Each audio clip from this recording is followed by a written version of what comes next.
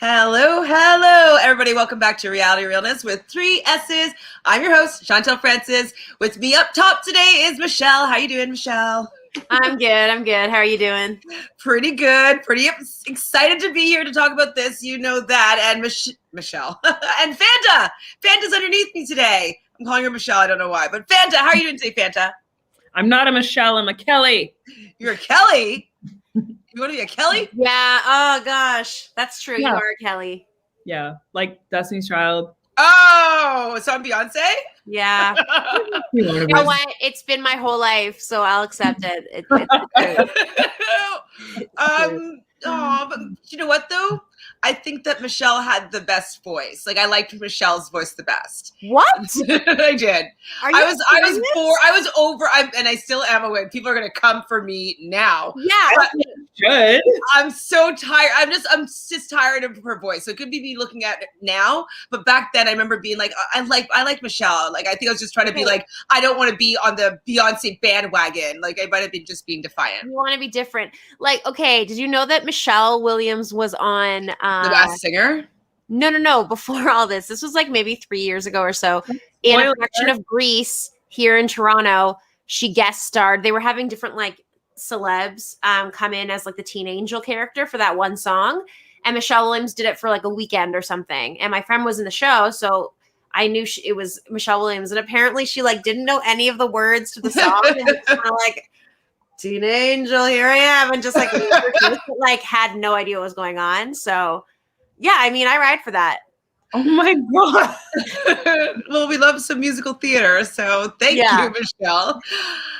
But that's not what we're here to talk about today. We're here to talk about something a lot more exciting and fun. It is definitely reminiscent of my youth when Destiny's Child was a thing.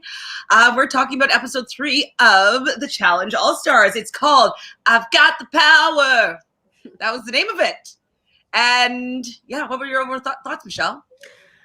It was another fantastic episode, full of some drama, some like pre-hookups, and you know, one of the best eliminations I've seen in so long for so many reasons. It was an entertaining episode, and yeah, I thought it was great. Fanta, you made a face. Do you not agree? Or do you agree a lot? I agree a lot. I was just like making that face in terms of the elimination. I just like, this episode had everything. Like I was laughing, I gasped. I was just like, these people just know how to entertain, and it's just so much fun to watch. Yes. Hi, is this Andrea Stefancikova? Just curious. But anyways, hi, Andrea or Andrea. We love our Reality Realness girls. Yes, we do. Fabulous Fanta, marvelous Michelle, and charming Chantele. Well, thanks for joining us here. Hopefully you watched. I mean, thank you. But I hope you're watching the challenge and you can comment with us, because this episode was so fun, like the two ladies have already stated. The music were all these amazing throwbacks. I just like sat there watching the whole thing, smiling. And because it's on Paramount Plus, I'm not watching it live TV. Like I'm just like, oh, let me pause and take a note, and then I'm like, I go back and I watch it again. And so like I take a little bit longer watching it because I'm just like, I want to be engrossed in it and then take my notes after. So I loved it too, guys. We have Sarah here. Hi, Sarah. Thanks for joining us here in the chat. So I love the beginning. Even the beginning, we see Ruthie and Teck, you know, previously on the challenge, and they go and they run skinny dipping into the lake, reminiscent of their Real World Hawaii opening season. So was that a throwback for you as well? Yeah, I mean, it was so nice to see them, because as we know, Ruthie has a lot of like, I don't know if enemies is the right word, but like, you know, kind of challenge enemies. And the fact that like everyone kind of has at least someone that they have some sort of previous relationship with, it was kind of fun to see. And like Teck's personality is so funny. Also, side note, after I watched this episode, my roommate was watching Friends, and Teck is in an episode. I just saw something too this week that Teck was in an episode of as well. I can't remember right now what it was, but I just saw something as well. Yeah, he works for this. It's further along because I know Rachel already has her kid, I don't know, remember specifically what season, but I know that Chandler has a new job being an intern, and there's all these younger interns, and Tech's one of like the young interns. And I screamed, I was like, what? Tech, here we go, acting chops. He looks so young. So yeah, it's fun to see him older with that same like fun, lively personality, you know? 100%. So Andrea says, Teck is so fabulous. I can't believe he waited 20 years before doing a challenge. His confessionals were gold. He had me laughing and he almost won. And this is true. Like, he's a pretty well-rounded challenger for somebody that isn't that physically like strong, you know? Like, he's just like, you want to be around him. He's decent enough at competition and he's just likable, and he's just what I want to see on my screen. I don't care that he's almost 50. Like, I don't care that people think he's a layup. Like, I would rather have him over majority of the people that are coming back for season 37 of the main stage. So you're nodding, Fanta. You love him too? I love Teck. He's so, like, there's some people, it's very, very rare that you get to like see and meet people in your life that just have this like joyous personality that you just, it doesn't matter what mundane thing they're doing, you just want to be around them. Teck is that guy.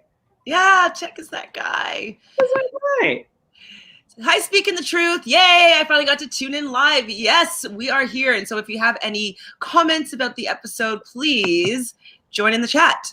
Oh, definitely. We are devastated. We will talk probably quite a bit about how things went down at the end of this episode. Hi, Sam. So Sam says, honestly, wanted Teck to stay for the entertainment. He's a confessional god. Absolutely.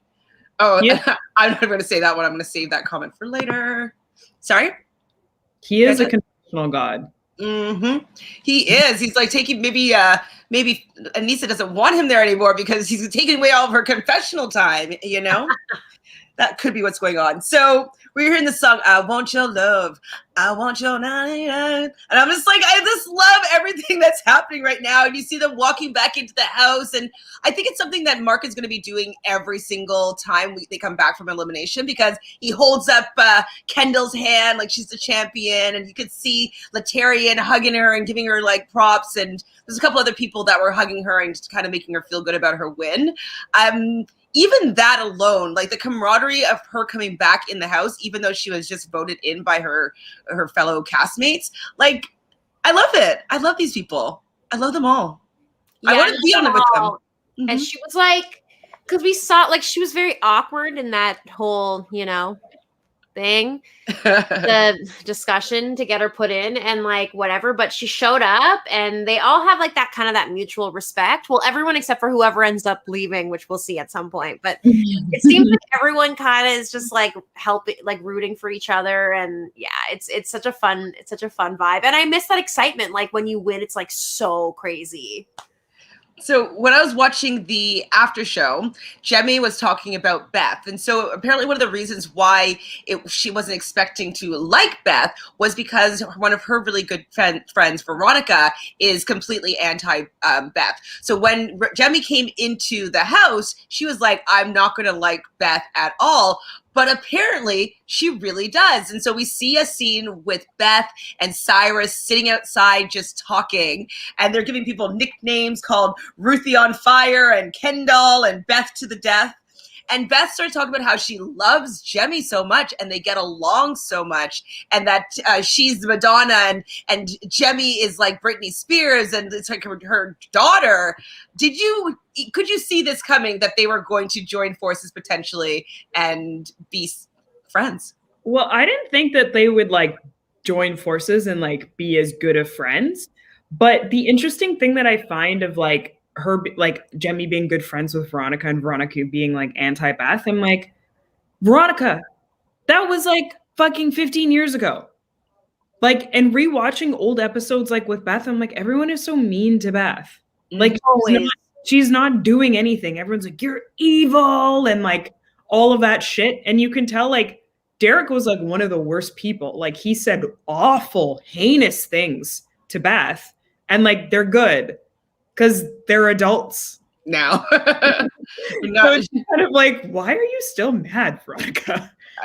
It's weird. I don't know why she's still mad, but it could be that they never resolved anything and they just got older and just kept the grudge, you know? Yeah, and like, but Veronica also, like, I'll always have a soft spot for Veronica, but she never really got over so many things that happened in the challenge house because she never really got like the wins that she probably feels she deserves, and like just kind of had a shitty ending to her career on the challenge because of like how she was not athletically sound by the end. And like, I just feel that she thinks of herself a little bit above a lot of people because she was one of the popular girls that hated on the Tanyas and the Beths, that she thinks she's in this elitist group. But it's like, at this point, it's been so long that everyone who was in that era is on the same playing field. It's like, we're all great.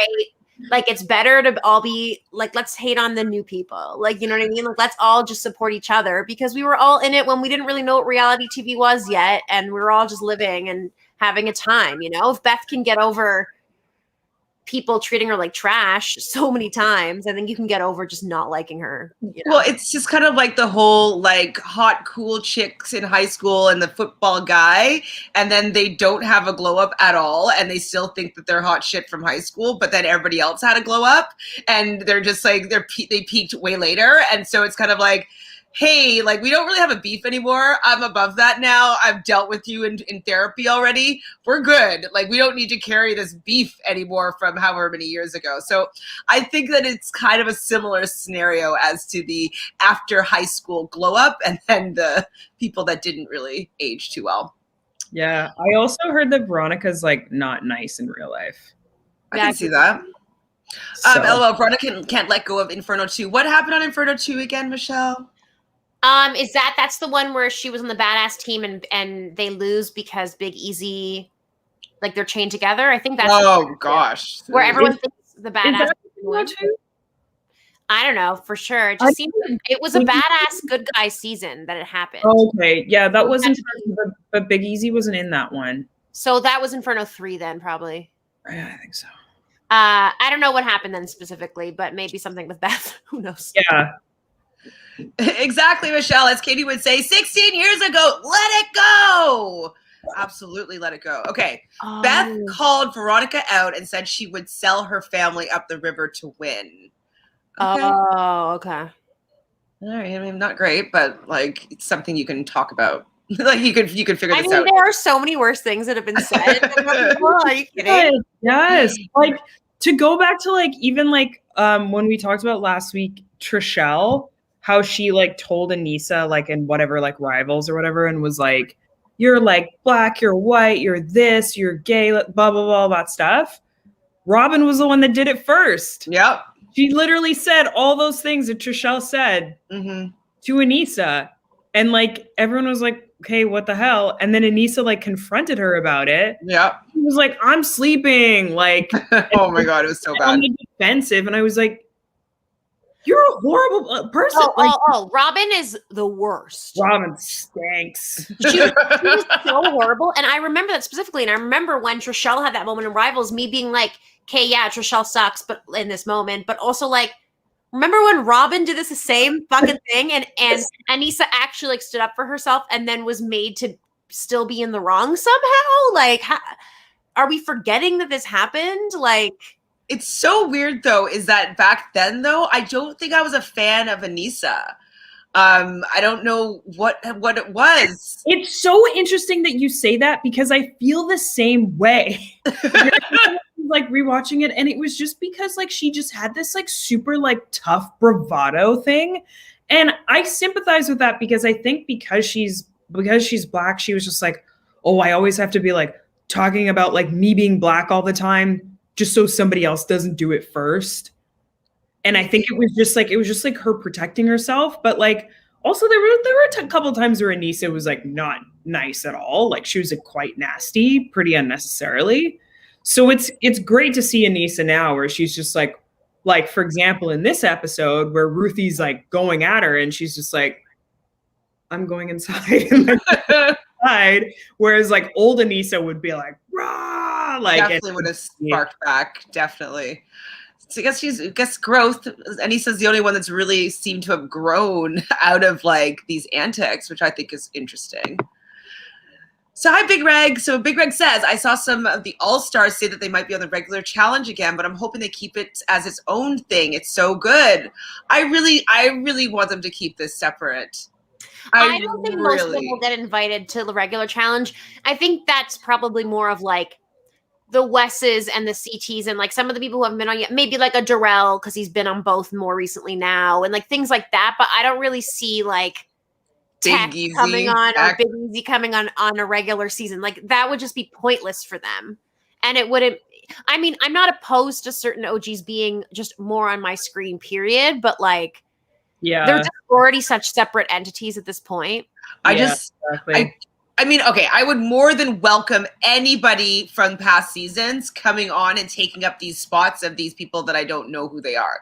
So I would welcome that no matter what, but I don't want it in trading in having this amazing OG like seasons. Like I would really just hope they keep them as two separate entities and like keep doing whatever mess they want to keep trying out on the challenge 37 plus and keep this season 2 going onward as it is. Because I really just like it so much. They're doing such a good job. Now, I have a question for you guys. Do you think that TJ may have some more influence in this season? Or in this whole, like, you know, the OG stuff? Because there's a lightness and he's happy and he's joking and goofing around a little bit more with the cast here. And this is how we used to really love and fall in love with TJ because he was always having such a good time. And I haven't seen him have that great of a time in Challenge 37 like as he used to, or 36 as he used to. So do you think that he might have some more creative control? I think so. Yeah. And also I think he knows them obviously better. He likes them more because for obvious reasons, and they're more in his age bracket too. But he also, it's shorter, right? It was only like 3 weeks that they were there in total. Because I was watching a live with Nehemiah talking about it today. And so 3 weeks, it's like, it's just a little tiny vacation. You're not gone for too long. They weren't in freezing Iceland. You know what I mean? The people are more excited and happy to be there instead of just being like, you know, the Fessies of the world. So I think it's honestly, I'm just going to blame it on Fessy. Okay, So it's Fessie's fault for sure. We do get another clip of Teck going skinny dipping in that cold. Water looked cold. Not gonna lie. Yeah. That cold water. And some, you know, confessionals and moments where Ruthie's talking about Teck being her only real friend here and the only person that she trusts. And I'm like, okay, this sounds like, you know, they're painting maybe Teck going home because it is going to most likely be a boys' day. Did you guys get tipped off here as well? Not particularly, but I did think as soon as it was a guy's thing, I was like, oh, I guess it makes sense. He's probably going to get brought in. I didn't know if that meant he was going to win or lose. I mean, once we saw who he was going to be up against, then it made it pretty clear to me, but before that, I wasn't 100%. But yeah, the editing showed a lot of Teck during the episode. Lots of Teck. I didn't think that. You did or did not? I didn't. Oh, interesting. The other two people that I was curious about if they're setting up the story with the Beth and the Jemmye, and then as we get into this episode, Jemmye and Nehemiah. Like Beth's tenderoni. Are we setting up a Beth Jemmye elimination in the future episodes? I didn't think about that element to it, but I'd be surprised if Beth was actually still actively seeking out Nehemiah as a lover. I think it's more of her joking and whatever. I don't see her getting pissed at Jemmye for hooking up with Nehemiah. Plus, they're already like cuddling, meaning everyone must know because they're all in the same house, meaning Beth would already know. Yeah. I don't think it's going to really be a thing. I'd be surprised especially based on previews, it looks like Beth has a fight with Kendall, so we'll see what happens with that. God, Kendall, I feel kind of bad for Kendall because she doesn't seem to get it, but we'll talk more about her shortly. So we see Arissa and Ruthie kind of having a heart-to-heart. That's another thing that I've been liking about this season so far. There's a lot of outdoor shots. I like seeing just like not like these four walls and like the area that they're like. I like seeing the outside and having different scenic shots where people are having these conversations. And so Ruthie doesn't want to be counted out. She kind of feels as though everybody thinks that she's not a valuable player. And I just find it funny that she's talking to Arissa about this, because I would think that Arissa would be feeling that way because she is quite slim and she doesn't seem that physically capable of doing a lot of things. So Arissa, though, just wants to be a source of comfort for Ruthie. I don't remember Ruthie being this soft. Do you guys? Like, I remember just thinking that she was like, I always used to think she's like a badass, but now she's kind of like, I'm like, Ruthie, come on, man. Like, you're my girl. Like, you know? Well, I think it's like, we see that she's not really soft. It's like she's kind of the opposite. She like freaks out in 0.2 seconds at Anissa. I think it's like she's obviously self-conscious, and after all these years, she never had closure from the way she left the show, and never really fixed those things, and hasn't really properly like processed them. So she's still feeling insecure about them. And now she's in a house with like 20 people who she hasn't seen in so long. And back then she was small and she was always considered feisty, but she wasn't ever really considered like a big threat. And I don't know, it probably just gets to you, I guess. Yeah. I think ultimately she's just very sad and hasn't dealt with a lot of things. That's fair. That's fair. Because I want her to do so much better, and I want her to be able to be handling the situation so much better. And I just feel as though just don't know if she's like strong enough to be able to emotionally be able to get through this season. I think that she needs to have one of these heart-to-hearts with Anissa, or like anybody that's been bothering her that she feels like she's an outsider from. You know, she's like, what, 40 something? Like she can do it. She can go and talk to these grown women and be like, hey, like, I'm still feeling a type of way about this situation. I wanted to hash it out with you because I don't want to have any bad blood here. I want to have this to be an enjoyable experience. Like, can we move past? I'm trying to move past this. Can you help me do this? You know? So I think that maybe it's just like, I wish that she would just confront it as opposed to be like talking around it, about it, and then blowing up in certain situations. So that's kind of what I mean. But yeah, I mean, in a perfect world, but I think that the moment that like one of the moments that really stuck out to me in this episode was like when Ruthie like went off and she's just stomping around like outside, like super pissed, and everyone's like, okay, like go, like Will goes inside, and then Jonna like it's like wants to give her a hug, and like you can tell, like, and even she kind of talked about it now that she's like got kids, and she's just like, there's nothing like more disarming than that, like to just somebody so angry and there's just someone like, let me just hold you for a second. Yeah, maybe she just needs to be held. And that's where I was just like, you're just so sad right now. Like, well, this is about what you think it is. Not to talk about Ruthie, but I'm just curious, was she drinking when because I think that they didn't show the clip, but it was in the preview, Anissa saying something like, don't worry about it, she's not going to remember in the morning. And so that was kind of something that triggered Ruthie, I think, because Ruthie did leave her real world season because she was going to go into AA. So I'm just curious if she's still sober, or did you think that was like, that part of the preview was technically taken from this episode? I thought so. Okay. I mean, yeah, I could be wrong. It could be another part of the season. I mean, it seemed pretty like Anissa being like, oh, like she's pretty paranoid, and like Ruthie was like outside right away. But yeah, I don't know. Maybe she did say that later, or maybe it's a different episode. Or maybe they didn't keep that clip in the actual show. Yeah.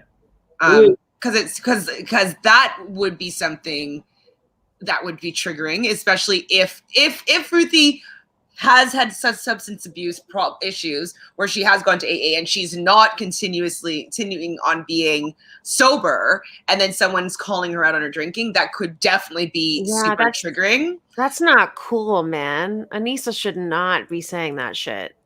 So that's like 15 minutes ago we were like, yeah, Anissa's great. Well, I do think that she has matured the most out of like some of the people that she's had some problems with, but that definitely is a low blow if she said that in reference to Ruthie. Like it could be Frankenbites and splices and edits. Like I don't know exactly what was said, but if that was what story is actually what happened, like definitely not cool. Definitely not cool. That's like actually like nasty. For sure. And I would be pissed if I was Ruthie and somebody decided to go and stab me where it really hurts, you know?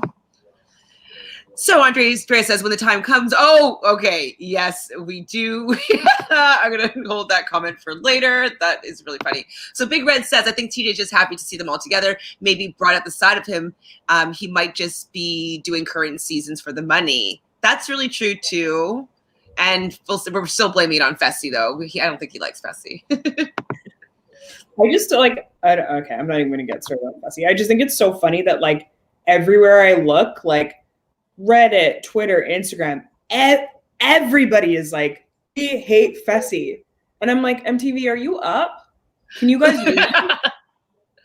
I think that it's like any publicity is good publicity. And I was told that the ratings these last couple seasons have been better than ever. I don't know why. I don't know why.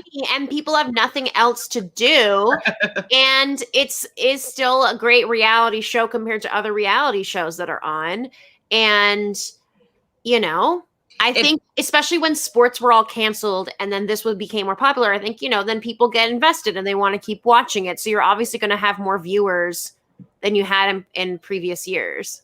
It's true. I didn't even think about the pandemic. Pardon? Yeah, I got so many people watching the challenge. And like my sports guy friends who were like, they're like on FanDuel and like betting. Because there's nothing else. It's true. I can see that for sure. I didn't even think about the fact that I just forget about 2020. I just it doesn't register in my head anymore. Yeah, Ruthie does take the game personally, but if she made that low blow, like I'm not down with that, Anissa. Shame on you. I think Ruthie may be telling the truth because the rookies on 36 said Tori and Anissa left them out, so possibly it's true. Left what out? Just Ruthie saying that she's feeling like they left out. Yeah. Okay, so yes, it was, and they didn't include it. So, see, they probably didn't include it because it's a little bit damaging to Ruthie. Like, it's just like, what if was she drinking or wasn't she drinking? And should we be questioning this? And like, should it be part of the conversation? Like, I don't know how fair that is. You know what I mean? So I feel bad. Anyways, so we get to the challenge, the daily, and we see a big block of ice. And they are going to be playing Melt Away. That was originally on Battle of the Sexes in 2004. This was actually Derrick's first challenge. And basically they had, actually it was kind of complicated. So they were going to be split in 5 teams of 4. They have 2 large ice blocks each, and each of these ice blocks had 2 shields in it. Then there was another wall with 8 positions where they had to put the shields up on, which would have different names of seasons, where they had to put them in order. So it's a timed challenge, and they're going to also have to choose from each team a team captain, male and female. And the winning team obviously is going to be safe for elimination. And since it's going to be a guys' elimination, the woman captain on the winning team, obviously, is going to get the lifesaver. Did I get it? Did I get it all? Oh my God. Yeah, except, wait, you're not done. Never mind. No, go. You can't break the shields. Correct. Because if you break the shields, then there is going to be 5-minute penalties apiece. So no shield breaking because it could definitely ruin your time. So you smiled pretty big when I mentioned the big block of ice Fanta. Why did you love this challenge? I love it, but actually it was really interesting because I love it because I just love watching like Kellyanne do challenges. Like she's so funny. Oh my god, so funny, and I was like, I can't wait. So I liked that aspect of it, but then actually it kind of made me a bit nauseous. Like it was a bit much for me to like watch people like spitting and pissing on ice. I would rather watch people drink a liter of blood and it really, like, they didn't do that last time. 20 years ago, they were spitting and peeing and like, it wasn't. Didn't I feel like Ashley Mitchell peed on ice? Like somebody's peed on ice recently. Maybe it wasn't the challenge, it was another reality show, but I know that somebody has peed on ice recently. Okay, go on. I was like, this was extra gross. And it just kept going and going. And I get it that like they couldn't break it down quick enough because there was no sun out. So then they had to like change it up. But like, why did they have to show us it for so long? Like it was just like so excessive. And they're all just rubbing on each other, and it's all like it was hilarious though. Yeah. Well, I don't think that the producers ever intended for them to be able to get to the shields. Like I think that they just wanted them to do that for as long as they could without them being suspicious, and then be like, "Yeah, I'm kidding, guys. You were getting a hammer, and you can't break the shields." I think that that's what their MO was here. Yeah. So they're broken up into teams. So the copper team had Big Easy, Jisela, Nehemiah, and Katie. Nehemiah and Katie were the team captains. Gold team was Mark, Alton, Beth, and Jemmye. Mark and Beth were the captains. Black was Jonna, Anissa, Derrick, and Latterian. Derrick and Jonna were the captains. And the silver team was Syrus, Kellyanne, Kendall, and Darrel. Darrel and Kendall were the captains. And lastly, the great team was Teck, Ruthie, Yes, and Arissa. Now, hold on, somebody wanted us to mention, which was really funny. Did you enjoy Arissa's way that she was going to conjure in the sun gods in order for her to be able to win this challenge? Or is it? I mean, that made me cackle, of course, because I love how like the music was like on while she's like doing like this and like, and you're like, oh yeah, okay. And then the music cuts and then she's just like in the middle of the challenge, just like doing this. And like, dude, like I can only imagine like just be like, could you, like, what are you doing? Like, who was it? Funny because like I think Teck was like, why didn't you do this before the challenge? Like, oh my god, yeah, that was too much. That sent me. It definitely was amazing seeing Arissa asking the sun and her ancestors to graciously to part the clouds. Andrea damn near died at that scene when God is one of us. Like, oh my god, it's true, and God was one of us. I didn't clock that song till now. Like I'm remembering it. I'm like, oh my god, that's very funny. I mean, I do believe in the power of intention and all that stuff, and that it is possible for that to be working. But I agree with Teck. Like, you kind of have to have done that beforehand, and stopping in the middle of it would just irritate your teammates, I would think.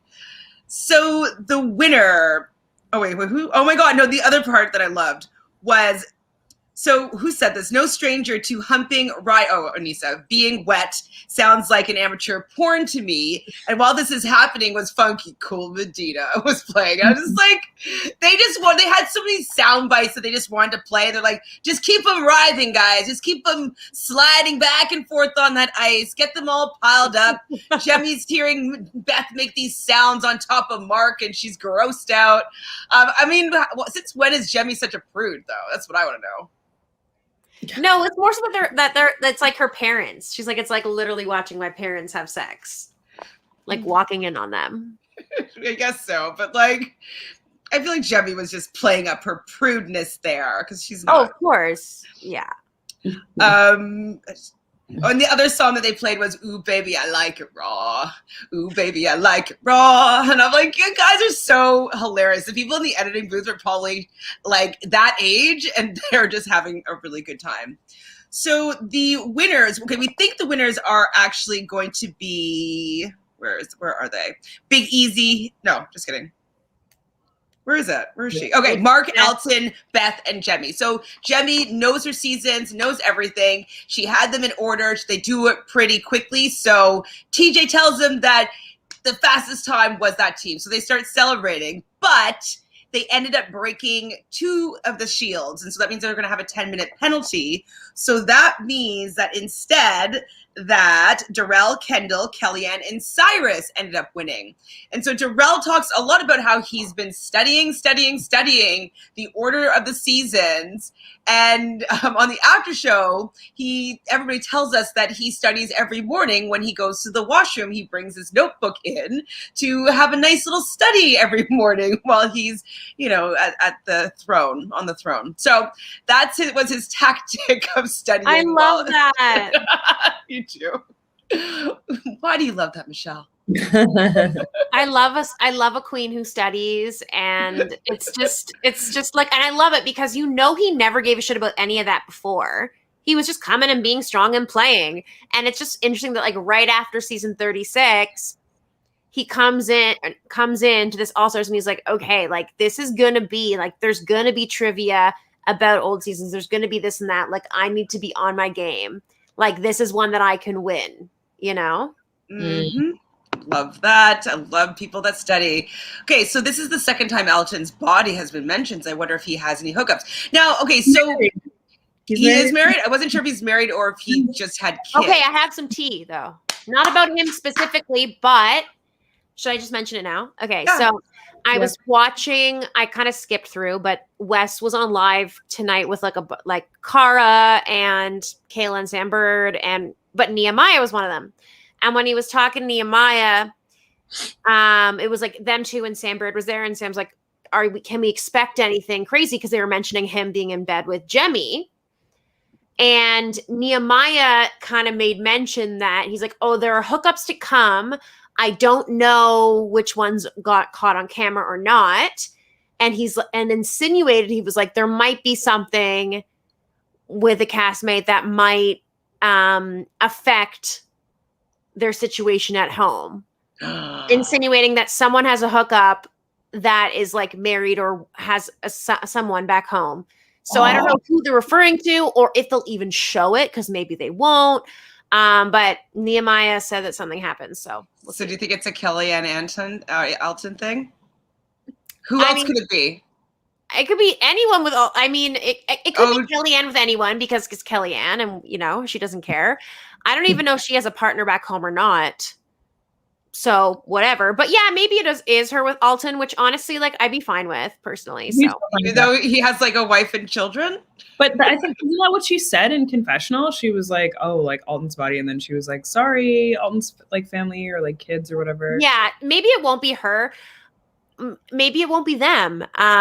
But if it is anyone, I hope it's Alton just because it'll be fun. And also, like, that's his own choice. Like, if he has a wife, I mean, whatever, he's making that decision. So who else could it be? So Derrick is he married or does he just have children? Yeah, Derrick's married, or actually he has a girlfriend. I don't think they're married. I don't know if they're married, but who else? Big Easy? I was thinking of Mark just because I was thinking about the first season of with who though? I don't know with who, but I don't think Mark would at this point. There's no, like, it's not like the old days. I don't know. Maybe Kendall hooks up with someone. No. I don't think it would be Kendall. I don't know. I feel like right now it's just screaming to me. It would be Alton and Kellyanne. Like that just seems like the pairing, Unless. Like, I don't think, okay, so what was that scene in one of the previews where Anissa was going face to face with Darrel? Because somebody, I don't know if it was one of you two or somebody else saying that they felt that it was them getting into a fight, but I thought it was like kind of sexual tension-y. So do you remember that scene? They're like, I've known you since I was 20 years old. Yeah, I thought it was just like a little moment. I didn't think of it really as anything. Well, someone was saying that they thought it was going to be a fight, and I was like, no, I feel like that was like. I think you're mixing that up with the fight with Anissa, with Trishelle and Katie. When I was saying I think it's a fight, and you were like, it's probably not a fight. It's probably a fight with something else because they're so close. But then it actually was a fight. But I never thought anything of that one. Just I thought it might have been somebody else in the comments, maybe. Yeah. But that would be interesting if it was Anissa and Darrel. It was a super cold ice water last season that people were peeing in, LOL. Which I didn't remember that. I don't remember anything. It was, I remember that. They were like, it was like too cold or whatever. Wasn't it like, who was peeing? Wasn't Nelson, was it? I can't. Oh, that water. Okay, yeah. When they had to send ice in while people were gathering the puzzle pieces, and Anissa won. People were peeing that, but that's not the one I'm thinking of. I feel like I remember there was a block of ice and someone had to get a key and they peed on the ice, and I thought it was Ashley Mitchell, but it could be somebody else. Oh, whoa. Wait, okay. So Arissa is definitely there for a vacation. Yeah, I mean, I don't think she thinks she's actually going to win, but okay. Is this fact, Andrea, or this is it's just written as fact? I don't know. Alton and Jisela hook up, as in like that's who you think would hook up, or no, does that hear that they hook up and they're still together? Well, this is what Andrea is saying. I don't know if like this I think Alton is a single dad. Okay, because I remember thinking that he didn't have a wife or a partner at home. Yeah, but maybe Jisela had a partner at home. Jisela might have. Alton and Jisela hook up and together today. And Andrea, this is good tea. Mark has a girlfriend back at home. Okay, Alton and Jisela are the hookup, and they are still together today. Wow, I mean, they look gorgeous together. They're both very, very attractive people. Very attractive. Okay, well, that is definitely some fun things to know. Okay, yeah, it was on Twitter. Jisela basically confirmed it. Wow. Okay. Thank you for the tea. That is some good, tasty tea. So because they had the time penalty, the gold team did not win. And so now Darrel and Kendall are going to be the winning team captains, which means that Kendall is going to have the lifesaver. I wonder how she ended up getting to be the one that had the lifesaver. Like, why wasn't it Kellyanne that said that, like, I want to have the lifesaver. I want to be the captain. Do you think it's because she went last week? Yeah. Because Kellyanne was also like, I'm just doing this to get it out of the way, and then I don't want to be captain again. But this time she wasn't in danger at all. So yeah, but to put yourself in a position of power when you don't need to be making any decisions. Yeah, I wouldn't. If it wasn't my week, unless it was like later on and there was someone I definitely wanted to save, I wouldn't bother. Yeah, trying to be the captain. Too early. Well, I guess it's because, like, would you trust Kendall with that power? It's just like, ugh. Wow. But I guess what? What an interesting question to have. Well, exactly. I would not trust her with that power, and neither does anyone. Do you want to go there now, or do you want to wait like until we talk about Jemmye and talking about Jemmye and Nehemiah? This was like Jemmye's episode. Mm-hmm. Definitely Jemmye was this season, I think. Actually, one thing that we should mention beforehand is, so at the end of the challenge, Teck started talking smack to Nehemiah. So where did that come from? I thought he was joking. I honestly thought the whole thing was literally a joke. I thought it was a joke too, but I just totally didn't get it though. And I think though that the reason why Nehemiah got offended by it was because he wanted to call in Teck because he knew that he could probably beat Teck. And he wanted to have like a good reason, like, oh yeah, he was chirping at me, like, yeah, he's calling me out, like, yeah, I'm gonna take him down, like, he's pissing me off. And that was like such an easy, like, even was it Syrus or Latterian that he was talking to? And like his confessional, I can't remember if it was Syrus or Latterian, was like, yeah, I mean, this is like perfect, like he's a scapegoat. And I'm like, that's exactly it. He was talking to Mark. Yeah, the thing is, in Alton's confessional, he was like, I gotta be smart. But I'm like, you already weren't, because you already reacted emotionally and personally in the moment. And now you're still making that decision. Like, you're not, like, the truth is, I think it also strategically is a good move for him, because Teck wasn't in his wheelhouse, and Nehemiah is friends with Mark. He's friends with Derrick. Like, that crew of like those people. Yeah, it includes Big Easy, which kind of sucks, but like that group, Nehemiah is in some way a part of. So it makes sense for him to go against Teck. It's someone that he has a more likely chance of beating as well. So it's great. But at the same time, when Jemmye comes in and she's all like, maybe I should try to like get this swap to get Big Easy in there, I was like, yes. Like, let's get out of here. I was so into that. What was scheming? So annoying though is that, so we had seen the nominations. That's actually happened first. And Teck Money decides to like be, I'm so like, I'm just like, I don't want you guys to be crying over me. I'm just going to throw myself in.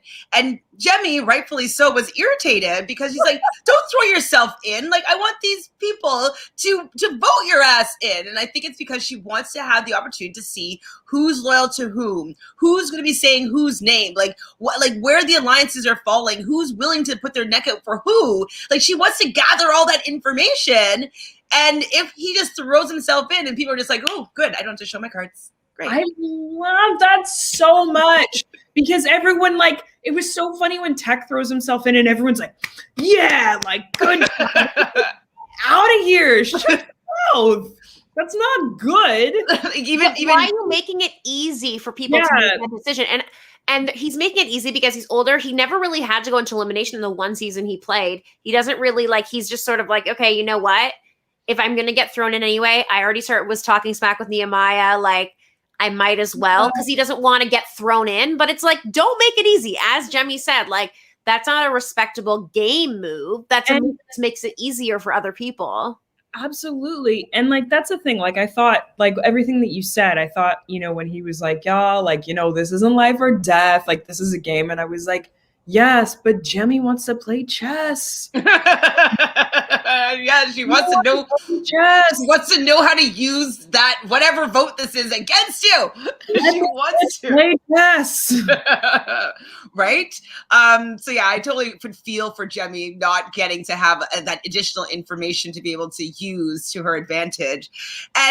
But Derrick, I think it was like, oh, this move's legendary, and all it made me think of was like to seeing Bessie holding out that piece of paper, throwing himself down into the elimination. Like, I don't necessarily think those are also different things, though, too. No, but so like how I think it's the same is the fact that they both think that they're going to get some sort of, you know, notoriety from throwing themselves down there and doing like the thing that Jordan did, that people are remembering him talking about. Like, that's kind of what Derrick was insinuating, that, you know, Teck's selfless move, just throwing himself there, is going to make him legendary. And I think that's also what Fessy thinks what's going to be happening with him, like throwing himself down there. It's going to be legendary. And like, for neither of those two, it's going to be legendary because like they didn't create the storyline beforehand for it to be like an epic moment. So that's what as Nehemiah says at the end of the episode, like, or before the end of the episode,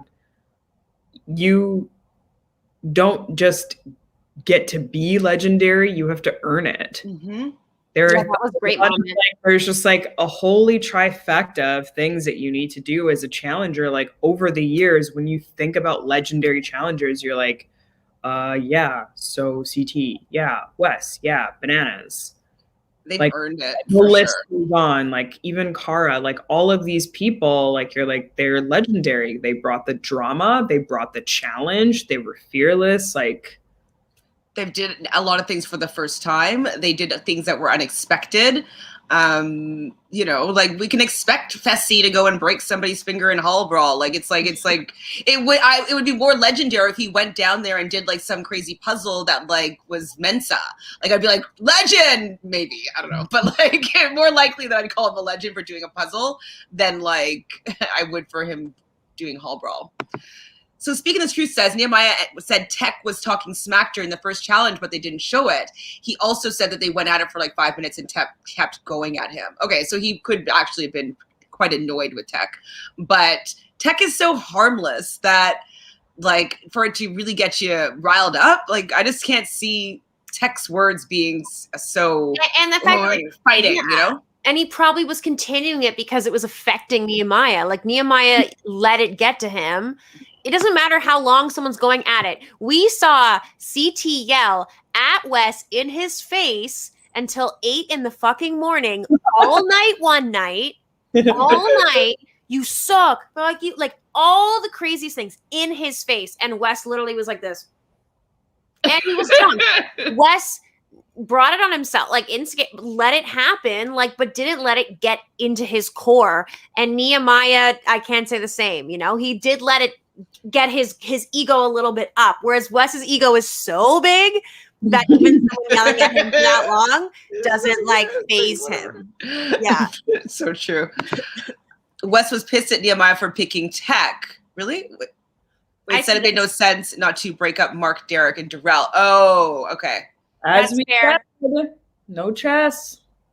No chess. No chess. Yeah, and no Nehemiah chess. said himself, he's like, I've never really played strategically, politically before, which is why Jemmye could be good for his game, which I think is true to a certain degree. And yeah, because I think he's friends with Mark, so he wants to keep it fine for now. Because if he takes a stab at one of those three guys right now, like, there's so many enemies associated with that on the girls and the guys side. It's just, I get where Wes is coming from, but it wouldn't be the right time for Nehemiah to try to get that happen. He doesn't even get to choose who he goes against technically, so. We don't know for sure. Oh, in that sense. In that sense, I'm thinking about Lifesaver.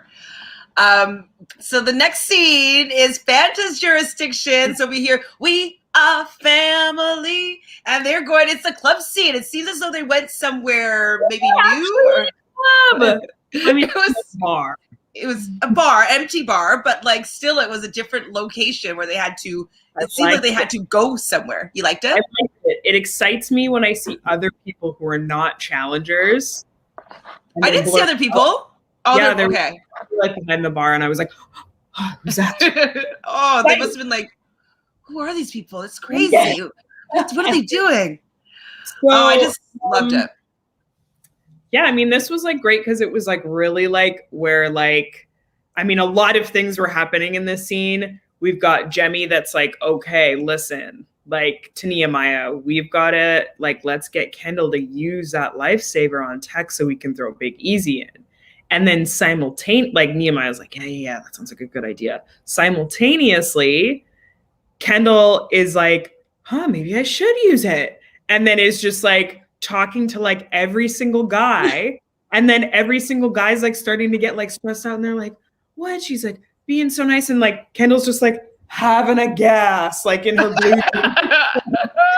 like laughing it up with everybody and like all of this stuff. And then Big Easy's like hearing murmurs of him like maybe going in, and he's like, what the fuck?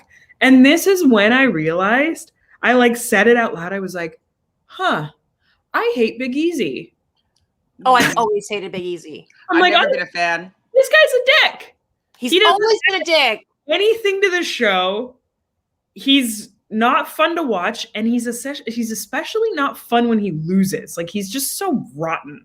Did you remember in the challenge, didn't you notice how he was getting so mad when they weren't figuring it out? Yes, and he was getting mad to figure it out. Yeah, he was getting mad at Katie because he thought that like the Gauntlet and Inferno were reversed. And she's like, I was on both of those seasons. On both of them, like what? And he was just still like throwing stuff. And I was like, you're a child. Like, so I was really like getting behind. I was like, yes, use a lifesaver on Teck. Like, get rid of Big Easy because he's not entertaining. Like, losing Teck's confessionals. No. No, thank you. No, thank you. Totally agree with that. And like, I think that what we started to like Big Easy more was the whole Devin thing, even though we didn't necessarily like them together. But I think that her liking him made us be like, okay, we don't hate him. She must see something in him that's likable. So, and I think it just allowed us to not have our like, antennas up about how much he sucks, Andrea says, Kendall is hilarious unintentionally. Absolutely. And one moment that I thought was perfect was Kendall's like, I'm okay with exploring all options. And Kellyanne's like, keep your voice down. Like, she's like, they're like talking strategy, and she's just like drunk and yelling it to the world and saying like, you know, I'm exploring everything. And she's just like, oh my God, you're a mess. Little bit of a mess. Yes. Hi, Mimi. Kendall is definitely socially awkward, and I'm here for it. Very relatable. Well, I just want her to be a little bit better at maneuvering this, but the fact that she's so messy is pretty entertaining. Not going to lie here. There's another Kendall comment that I missed, but I think it's too far gone now. Speaking the Truth says, my big easy hate was also realized, especially because I'm currently on Battle of the Seasons, and he is a sore loser.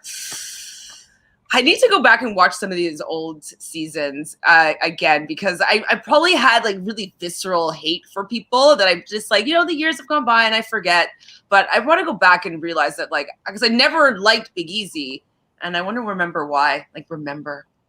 I mean, my hate for him begins in the Inferno when he like insists upon never going into elimination and then ruins the final for that team. But also Battle of the Seasons, like, okay, like obviously I love watching Gold Seasons, but that is a hard season to get through. Correct me if I'm wrong, speaking the truth, but like, like you have Zach winning, gross, but also it was such an unfair one because there was 2 guys and 2 girls from each team. Each team was 4 people, and then you could lose like 2 people on your team, and there's just 2 of you left. And if 2 of you make it to the final, then like there was teams of 2. And then teams of 4 in the end. And I know in group, when it's like 2 and 2, there's like a lot of difference in numbers, and that's part of the strategy. But with this one, it just like, I think there's a reason they didn't keep with that kind of a structure, because it just made it so unbalanced. Like, it was really, really easy for Zach and Ashley and Sam's team to win, and Frank, because of the way they still had their 4 people. I didn't love that format. Yeah. I'm like I'm just like starting to have like little glimmers of memories of that season. Like, I kind of remember it, like just little glimpses, but I need to go back and watch them all. I wish I could just like watch them all in double speed or something and just like be like, get all the information so I don't have to like watch it in real time. But I don't think that's possible. So yeah, Big Easy telling Katie she was wrong on the shows that she was on. Like, I roll. So yes, Kendall was power tripping. People were noticing. The guys were kind of being nervous because she wasn't giving them any sort of reassurance as to she's not going to put them up or whatnot. Not put them up, wrong show. But like, she wasn't going to use it and have them be in danger, especially since they don't know how the lifesaver works once it's used. Is it the lifesaver that gets to choose the replacement, or is there some other mechanism that they're unaware of? So for that reason alone, I would have used the damn lifesaver, because it's like, well, how much do I care about who am I really going to be pissing off here? And so I would have used it. Would you guys have used it? I think I would have, but in Kendall's position, I mean, maybe not, because her only Darrel. person is Darrel. Darrel's associated immediately with Mark and Derrick, if that's true. And they're eligible. With Big Easy is in their next tier. So for her to go against what they want, I'm sure before she made the decision, Mark talked to her and was like, listen, like, don't use it, because you're going to make enemies that you don't need right now. Even though the truth is, she does already have enemies. Yeah, she doesn't care. She was saying that, like, she doesn't care about upsetting people because they were so willing to throw her down there a couple days ago. It would have been more of a drama for her to use it. And I'm curious to see what it is if she gets to decide who goes in which case I would love for Big Easy to have been going in, because that challenge, there's no way Big Easy would have won. When you had to climb up and like break things. It would have been like an easy win. But that said, I enjoyed this elimination, and I thought both of them like really went hard for it. So it was very entertaining to watch. Did you guys enjoy the slow jams that were playing when Jemmye and Nehemiah are in bed together, and Jemmye talks about how she knows boys on the challenge, she knows what they need, and Nehemiah's like, oh, it's like a man coming back from war, he just needs a soft woman's touch. Like, it was great, I thought. What do you think, Fanta? I thought I was cackling. Like, Jemmye is like, she plays this game. However she wants to. Plays it. She's like, this is for $500,000. I was just like, oh my God. I mean, I guess, yeah, like you would give any guy more or less a hand job for $500,000. Of course I would. But would you not? I would. Am I the only one? Exactly. I would like men, and I would do that. I'm just like, be like, who wants one? You come on up. Every one of you. $500,000 in this economy? Put it right here. Michelle is silent. Oh, sorry. I got distracted. I was reading comments. Fine. Okay, so Ruthie's still upset about the duel from 2009. She does, and that's when she overhears something that Anissa said. I'm hoping that situation like wasn't what we think it is, but Anissa, I'm wagging my finger at you if you actually said something kind of shitty. So this is where Jonna gives Ruthie a hug, and she wants to help her, which we kind of talked about a little bit. But who said this? Ruthie says, I really hope good people win finally. And who's the good people here? Like, I don't know if there's any good people in this house. Maybe her, maybe Jonna, maybe Arissa. I hate when people say that. I hate it. Because, yeah, what do you mean by that? What do you mean by that? And who would you're saying, who would you rather win? And also, you hate Anissa, and Anissa's never won. So, what category? Here, exactly. Most of the people on this season have not won. The people that have won in your group, there's like, you've got Mark who's won. You've got, you know what I mean? Like, I think Katie's won. Like, there aren't the majority of them haven't won. So, honestly, it would be amazing for someone like Jemmye to win because it would just be so extraordinary. I would love to have her to have that challenge, that title. That would be pretty epic. Or even just to do well. Like, even to do well. Like, to be in the final and to, like, finish it and, like, have that athletic accomplishment under her belt. It would just be great because she was seen as such bottom of the barrel when she was on the show. And, like, she's really not, because having the smarts is really important. I haven't seen her with all the puzzles and stuff yet, so I'm curious to see if she's also good at those. I think she's good at puzzles. I can imagine she probably would be, but I haven't like fully seen it from in a while. I feel like that's what she always was end up doing, was the puzzle parts. I could be wrong, but what I love, though, is that Jonna says, so she gives her the hug, I really want the good people to win finally. And Jonna says, then beat her. So I'm wondering if that's a setup for, a Ruthie / Anissa elimination. I think they will go into an elimination together, which I'm fine with. Fine with, for sure. For sure. So Jemmye wants her big spoon to come back. So the arena. We have obviously Nehemiah, because he was on the losing team. He's automatically going in.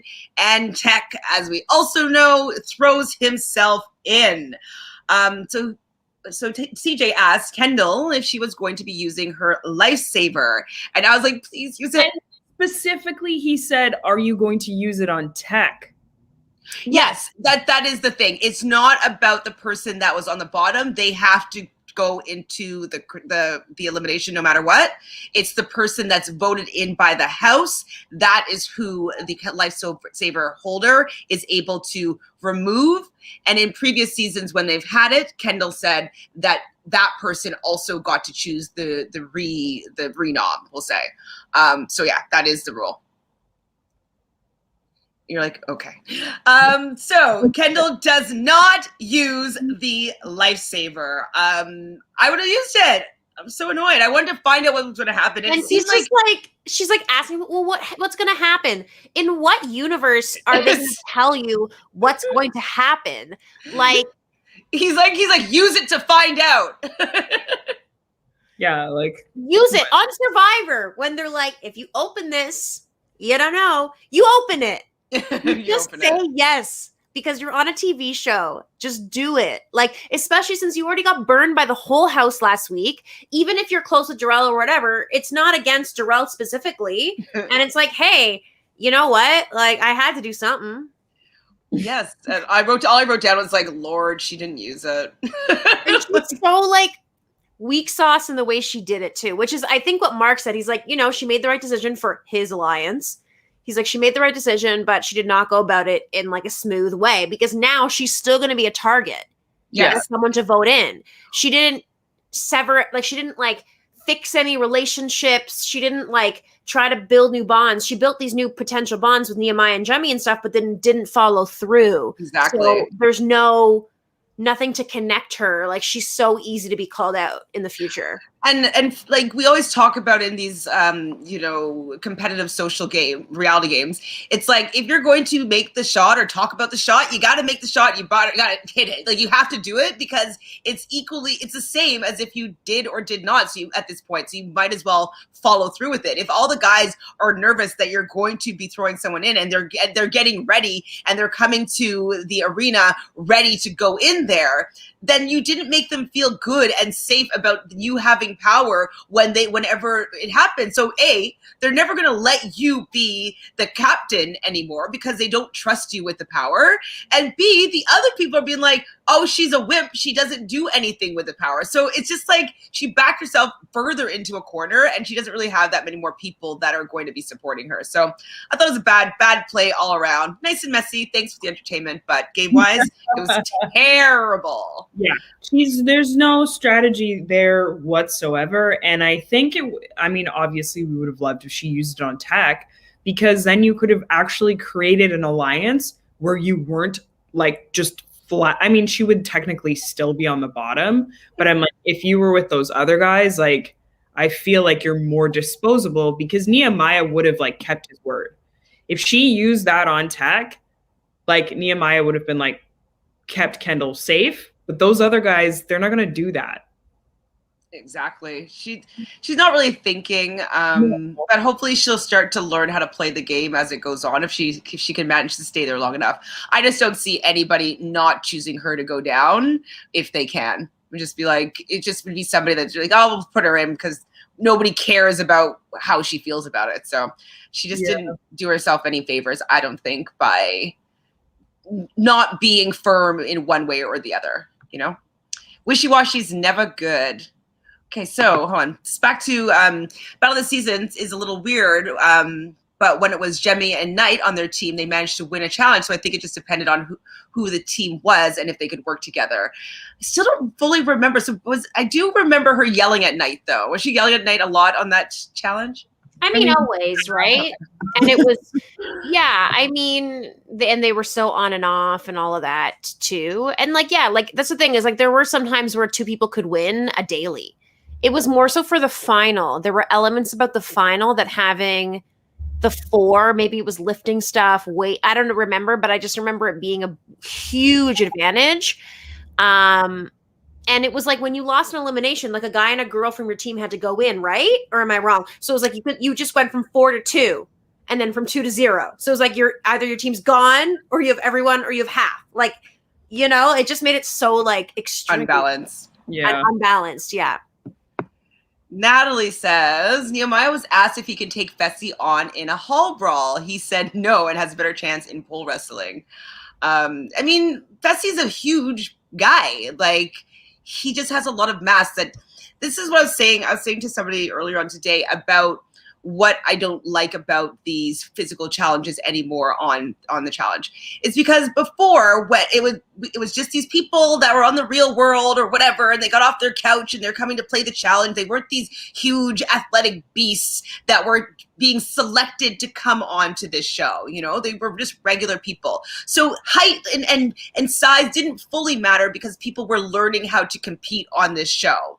And so now that you have somebody that knows how to compete at a different level, in kind of like running through somebody, and like a football player does. That's against literally somebody. A drill that, apparently, I've been told by someone who knows football, that the hall brawl thing is based on this training that they used that was really popular, which was essentially like 4 football players, where you run at each other and try to push whatever, right? And apparently this drill, I forget the name of it, this drill is like illegal in the States. Oh, probably. Because of all the head injuries that were happening from this drill.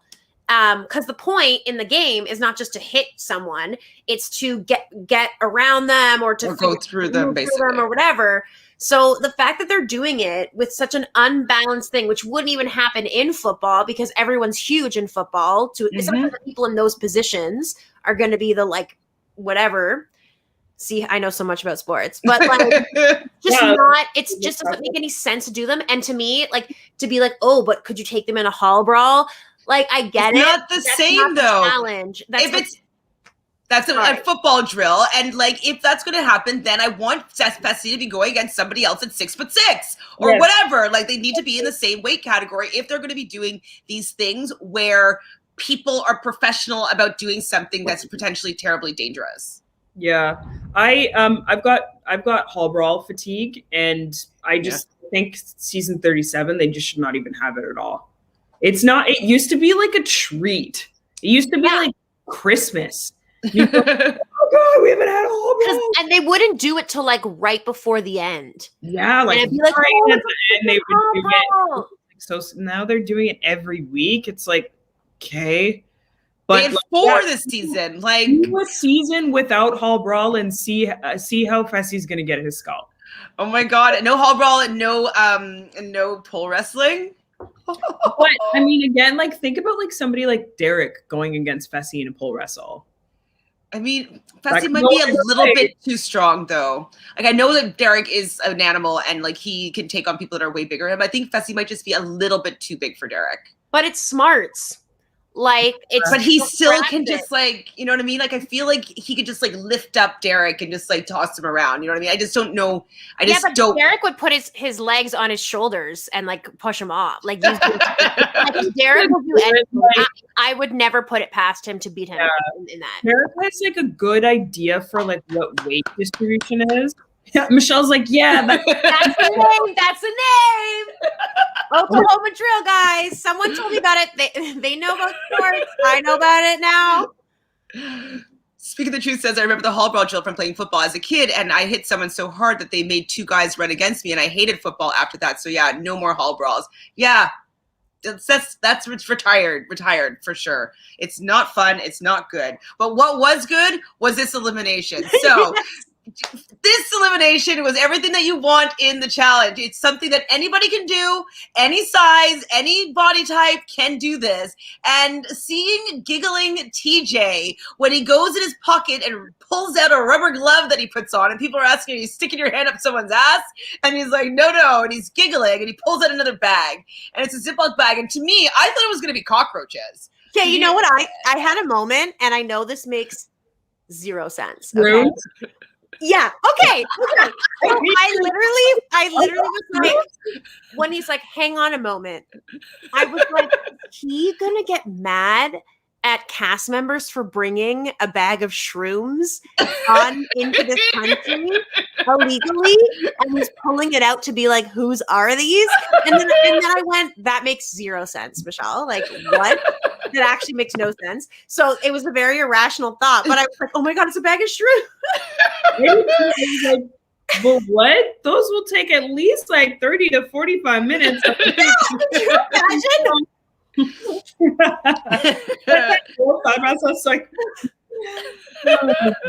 But what was really happening here is, so we have Nehemiah and Teck. What they're going to be doing is they have gold and silver tiles that are kind of on like a jungle gym type contraption. They need to break each of one of their own color tiles the fastest and return back to their little marked circle. So what was in the bag was not cockroaches. It was not mushrooms. It was peppers. Carolina Reapers were these peppers. I've never even heard of these peppers. Apparently, what? Carolina Reaper. I thought it was Reefers. I know, but that's what I thought. I was like, oh, interesting name. Okay, Reapers. And so these are apparently the world's hottest peppers. Now, I've had some hot peppers in my lifetime. To know that they're the hottest peppers, that is terrifying. Fanta, were you excited about this? Because you knew that people were going to be puking and probably having snot coming out of their nose and eyes. Yeah, I love that. I was like, yeah, give them 2 each. I don't care. I want to see blood. Well, she does give them 2 each, and they got them down, but it looked like it was hurt, and everybody was just talking about, hey, you're shitting fire either way. And Oh they're my just God. and like TJ goes like, hey Teck, how you feeling? He just gives him the middle finger, and TJ just was like, like he just loved getting the middle finger from Teck. It was just so funny, and like I was like, this is horrifying, but I'm like, this is what I wish. It reminded me of, remember I told you about like one of my favorite food related eliminations in challenge history was when they had to spin while eating. They had to eat a bunch of cookies and milk and then go on this thing that spun, and then whoever like puked first lost or whatever. And CT won that challenge, and I remember it was like cookies and milk, and me and Tanya used to just laugh about that challenge so much. And I just think it's so funny, like challenges like that where you just have a little bit of a twist to something kind of athletic or something kind of puzzly, like regular shit. Add freaking pepper at the beginning. Different game. Go. Now you're telling Fessy, do a hall brawl, but take this fucking pepper. Like, great. Do a pole wrestle, but first we're gonna remember when they had to go on a treadmill with itching powder all over their body? That was Katie. Katie had to put all like, and they were in the suit and there's just full of itching powder. Put itching powder on any of these people who are athletes and see if they can still do it. Like, that's what makes the challenge so hilarious to me. And that's why I loved this whole pepper thing. Like, I was just like, what a troll. Like, so good. So good. They go to run to start and Like, leaping over, and then they're like neck and neck the whole time, just like boom, boom, boom, boom. And they're both gonna be in so much pain afterwards, regardless. Mm-hmm. So it's just like they want to win so bad because you want it to mean something, that you just put yourself through this horrifying pain. Oh God. Oh my God. Do you know what? Like, let's send some letters. Like, maybe we should start a change.org about the hall brawl on MTV and say it is mandatory that it starts with a gross food challenge or a couple of hot peppers or something, so that Fessy can't just be like, like, I need a hall brawl. I want to put my hands on someone. I'm like, do you know what you're going to put your hands on? You're going to put your hands on 2 peppers and you put them in your mouth. That's what you're going to put your hands on, Fessy. Put your hands on these peppers. Let's see how tough you are, Fessy, if you're going to get beat down by a couple of peppers. Man, a girl can dream. I would love these Reaper peppers to be to have a little return in the main season for sure. You're just your lucky week, Fanta. So that you got to have a gross food challenge. You got to have this, and if you watch Big Brother this week, they also did hot peppers on Big Brother this week. So this was definitely a week of gross food challenges. Oh my God, I love it so much. Yes, peppers. I think I could do, but hot peppers, like I'm just like, I could never. I can't. No? I used to be able to have like spicy foods, and then like, I don't know, like late 20s, something changed, and like it just demolishes me. I can't even like have a spicy donair. Donairs are spicy? You have the spicy stuff in the donairs. No, well, I don't find things spicy usually. Like if I have like one slice of jalapeno, it's over for me. Really? I used to like in high school be like, I'm gonna eat this whole jalapeno just like for shock value. Shows you what kind of person I was. And I used to be able to do it, but I would freak out and like I would get snotty and stuff, but I wouldn't puke or anything. But nowadays, oh my God, I can't even. No. I mean, what about like a big chunk of wasabi? I love because I'm a horseradish queen. Like I grew up on this stuff. So like that, I mean, it definitely makes me cry is the main thing. It makes me cry. Like, but I could definitely do it because I actually really like the sensation. Me too. Yeah. Something about it that's like cleansing. Peppers, yeah. I think like, and especially like knowing that like Teck is like almost 50. Like, that could send him to the hospital. I hope he was okay, hey? I mean, your stomach can't handle it. So like, no, don't do this to me. Please, no. Yeah. The more that you get, your stomach just changes. And like, you're like, I don't get it. When I was 17, I could eat a whole large pizza. and now I can have one slice, and then I'm also dairy intolerant. I mean, yeah, I guess you start developing things that your body's like, you know what, you could do this before, but we didn't like that then, so we're gonna say no now. We don't do this no more. That was then thing.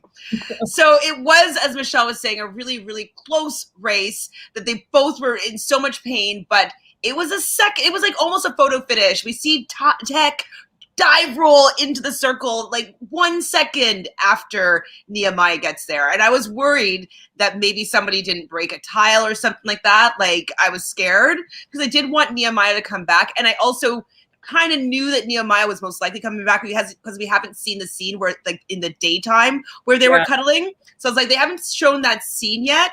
So I think that he must come back. And so I knew that Nehemiah was most likely going to be winning here. But it was a valiant effort by Teck. He got some props from TJ, being like, TJ was impressed by what he was capable of doing. I 100% think that he'll be asked to come back if they do another All-Star season. It was a really well-rounded. He would come back, though. For a chance at some Monday? I just have a feeling that he just doesn't really like. I think he'd come back. He just did it for fun, and I feel like he's just not gonna come back. Well, I feel like all these OGs got like a nice 10,000 or something for showing up. You know what I mean? Like, I think that they got some grease money. I think so. I agree, but I don't see him coming back. He only did one season before. But because then he got so popular, and then he was doing like all these TV shows and stuff like that. So I'm just curious, like, if he has all these people be like, Teck's the best, confessional king, like, and just like chirping at him, not chirping, but like, messaging him, telling him how amazing he is.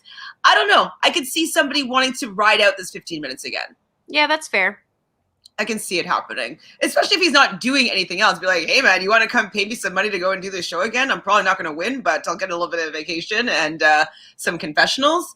Yeah, I'd probably do it if I have nothing else going on. True. I hope he does come back. I really like him. Me too. That's yeah, TJ said, you're still a badass, bro. I'm like, aw, TJ. So that's pretty much the episode. Okay, so what's being said here? So Derrick versus Fessy in pole wrestling, I could see it being like Derrick versus Josh. Both of them will have injuries. I just would want, like, I could only have that happen if Derrick won. I can't have Fessy beat anybody in anything ever again.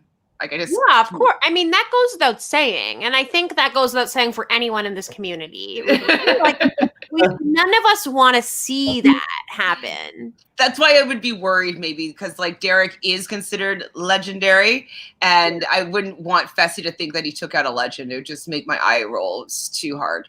I'd hurt my eyes. Shane versus CT. Did that happen, or is that something you want to happen? Did it happen? I'm sure they had a fun. I can't think of it in the moment. Oh. Speaking the truth is with you, Michelle. They need to do something to bring the fun elements to regular challenges so that even the dailies that aren't interesting can at least have some fun moments. Absolutely. Yeah, the dailies are not even that fun anymore. They need to give them some money for these dailies, some prizes. And yeah, they need to give them like money and prizes. Like, oh my God, the prizes like in the early 2000s, like they had me lolling. Like season tickets to a hockey game. Yeah, hockey package, like hockey gear, and like Canadian Evan is like, yeah, I gotta get my hands on that. That projector. Projector. They had a BMW motorcycle. Brad won one, and then Svetlana won the other one. Did you just watch the duel again? I think I have like one episode left or something. But yeah, like, and then they'll have like kicker car stereos. And there was one that like killed me. It was like sunglasses that had a built-in MP3 player in it. So like so hideous and just like, but like if it was the early 2000s, you'd be like, oh my God, you guys, look at these things. It's like when people had those big Bluetooth things on their ear, like thinking that they're cool, and you're just like, no, don't do that. It's so embarrassing. Prizes and team or whoever does the worst immediately has to go into elimination. Thank you, yes. Caitlin.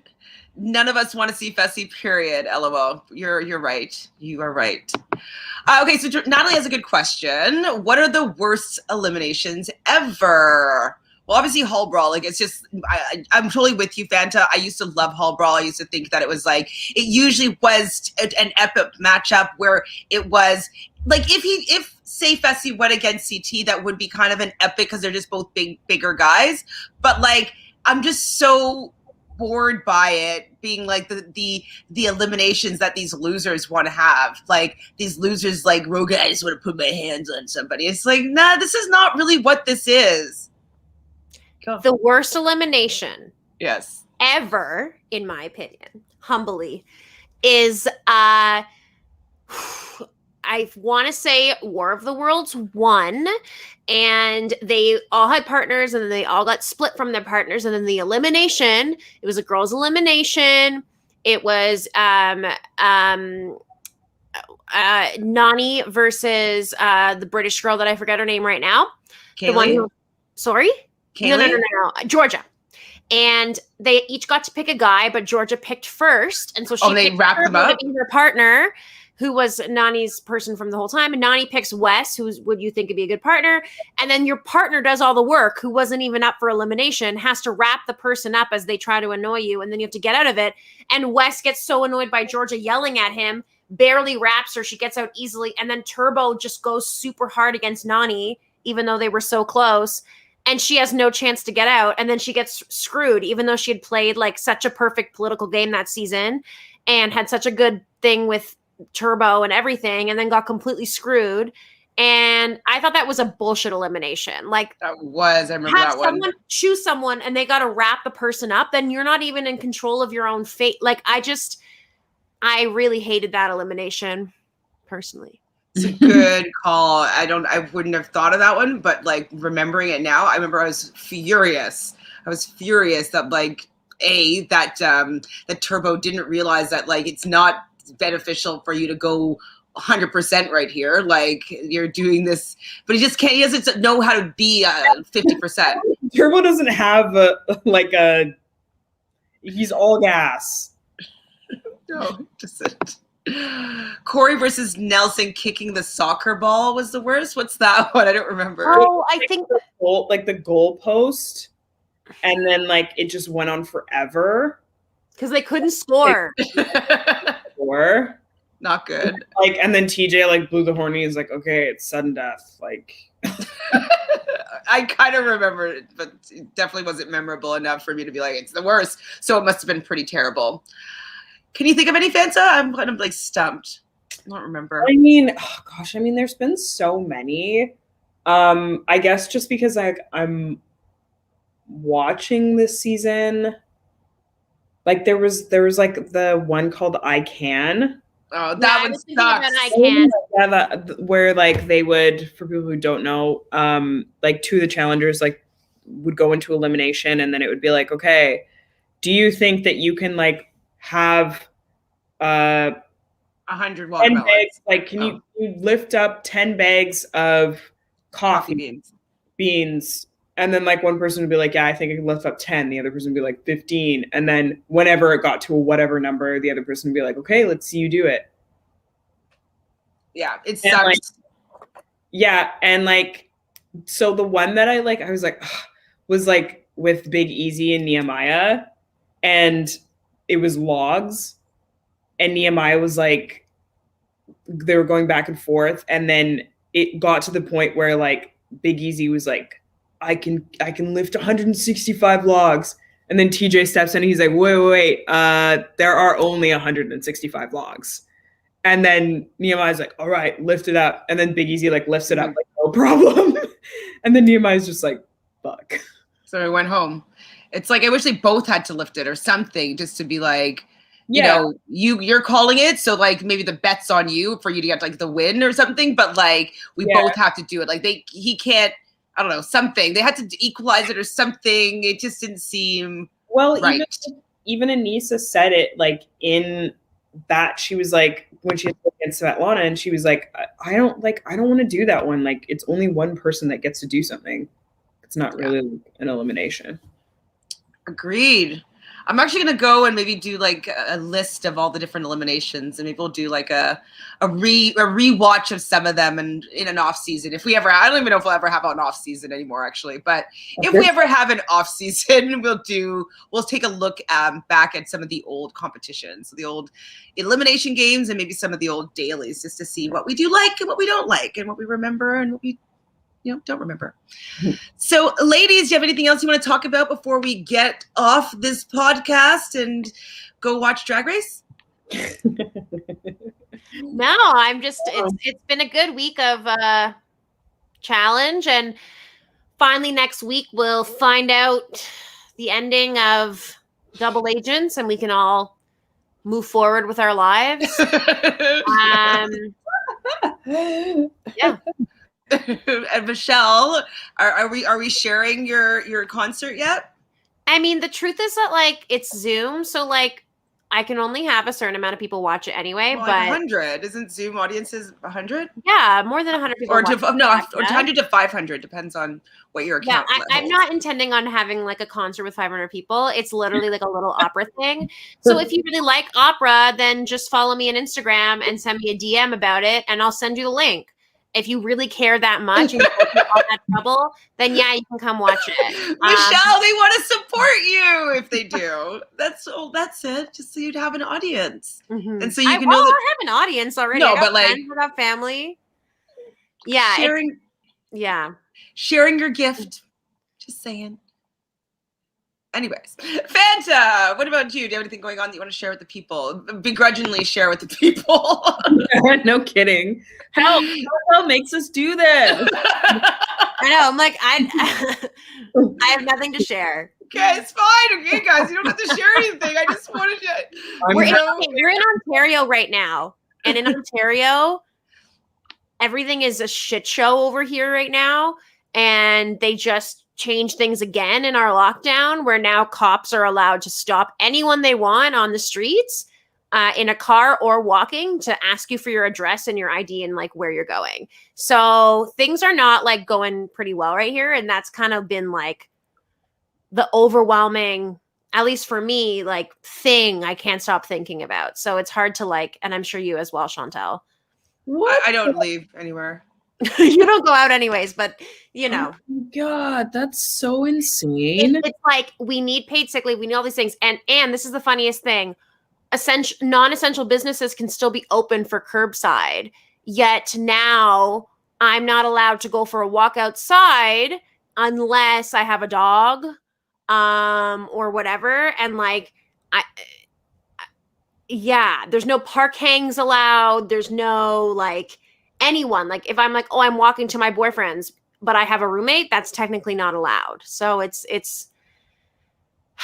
really doesn't make much sense. And they're just putting more power into policing, which, as we know, is not going to help anything to do with COVID.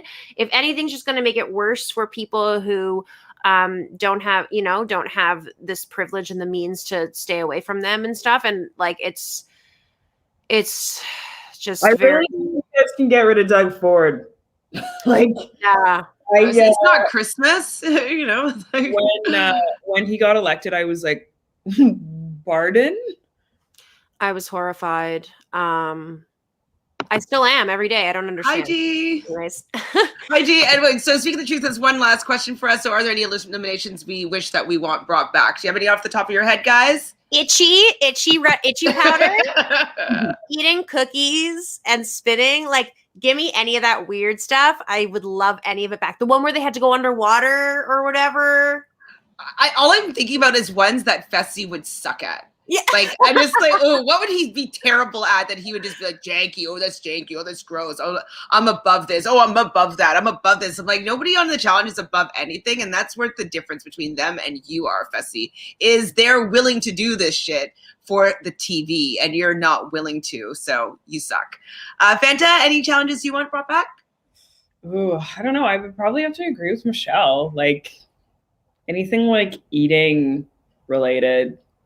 What was the gross eating one that Tony was like the beast on, and he ate like the fermented cheese? Like he ate a lot. What would happen though? Like what was that? How was it set up? That was a daily. Yeah, that's sort of like I'm like best eater, like of all time.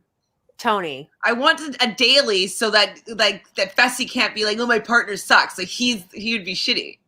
I wondered. Okay, let's just thing. He's only ever like gone into elimination for hall brawl and pole wrestle against somebody who has one hand. So, it's literally just a matter of time. Like, I mean, we're seeing it in the final right now anyway. Like, he's. Do you think how much he works out? Like, he's not gonna get better. He's gonna constantly fail. Do you think that the producers are like, oh, they're gonna love it if we torment Fessy? Do you think that we would be so lucky that they would actually plan really shitty dailies just so that Fessy would have to look like with that? If we're stuck watching him, I would be happy if production did that. Please step in production. They torture him. I'm fine with either. Oh my God. Okay. So next week we'll think of ways that production can interfere with the dailies to make it not Fessy winnable, and maybe he'll like quit or like not do it or step out of the challenge. That would be so darling. We can only hope and pray and dream. I know. Just fingers crossed here. So thank you everybody in the chat for hanging out with us. It's me, Dee, Speak of the Truth, Natalie, Caitlin, Andrea, Mimi, and anybody else if I've forgotten you, Sam, Big Reg. We love hanging out with you here over at Reality Realness, Sarah. We will be back on Wednesday for sure to talk about the finale of season 36 of the challenge.